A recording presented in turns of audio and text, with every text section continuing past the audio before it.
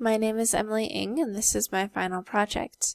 I have a clock that is hooked up to a counter which will cycle through my prom, the first digit being counting 0 through 10, and then the second digit is supposed to be putting a word out here eventually, but I don't know how to put a full word, so it's just some gibberish that I've put in here.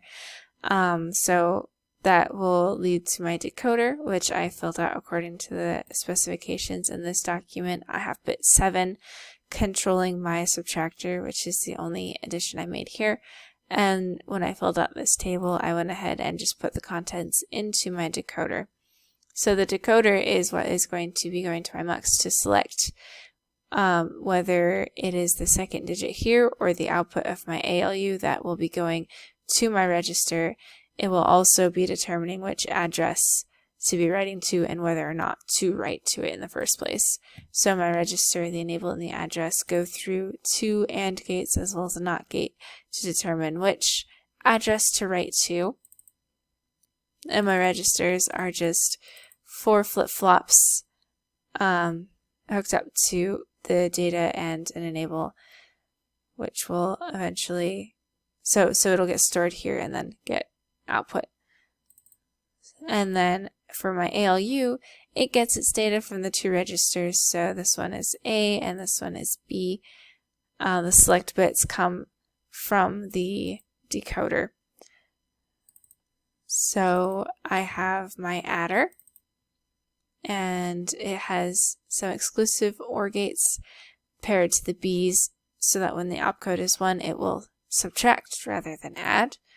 And this is what the 1-bit adder looks like. It's how it was described in the book. And then I also have the OR, the AND, and the exclusive OR functions in my ALU here. So all of these will go to the multiplexer, which will choose which operation to store in the accumulator. So my accumulator is just a bunch of flip-flops with an enable, so it will store what gets put in and it will also pass it on.